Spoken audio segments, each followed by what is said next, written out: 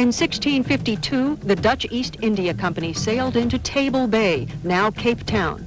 They were the first to colonize South Africa. In 1820, the British arrived. Before long, Dutch farmers, known as Boers, trekked north and east to the region now known as Transvaal, hoping to escape British influence. But in 1899, it came to war. Afrikaners, the Boers, fought the British.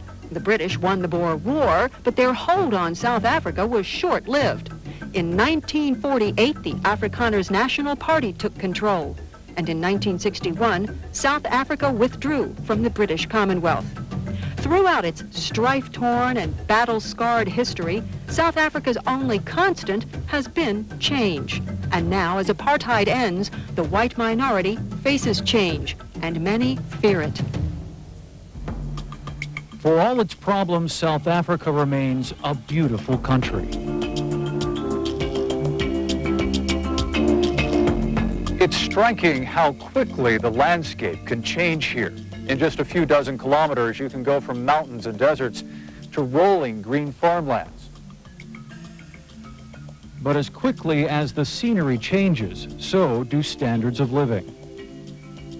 Compare the lifestyles of two Transvaal farmers, Flatswayo, a homeland subsistence farmer in the east, and Carl Weber, a third-generation farmer in the south. Both men put their hopes and sweat into each crop. But as we visit their homes, we see that they live vastly different lives. Three-time rain. Flatswayo's idea of luxury is a steady rain. The problem is we are all holding our breath for rain because our poverty largely depends on that. Well, we regard maize as cash crops. Carl Weber also complains about drought, but he has enough land to diversify. If the corn doesn't produce, there's always cattle.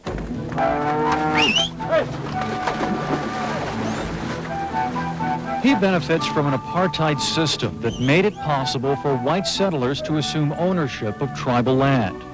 Even though that was generations ago, Weber still enjoys all the benefits that good land and cheap labor provide.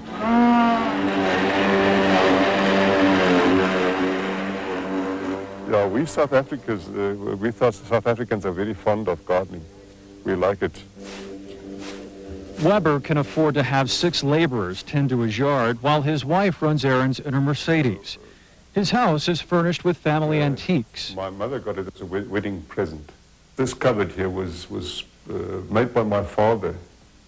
He made it for my mother. This is the family farm table. This is what keeps the family going. This will keep it going here for the next 3 centuries. This is my house. Flatswayo's prized possession in his one-room hut is the Bible at his bedside. Do you read by candlelight? Yes. At night, he prays to return someday to the land where his father is buried, a land now owned by whites. And you say this is good for high blood pressure? Very strong. Makes your stomach round. Yeah. And later you feel good, strong, hard. If I ate this enough, I would have a round stomach. What? One like yours? No, this is good compared. No, this is poverty. Isn't this a sign of poverty? Apartheid is the system that gives one farmer the means to serve cornmeal and collards for lunch, while another farmer serves T-bone steaks.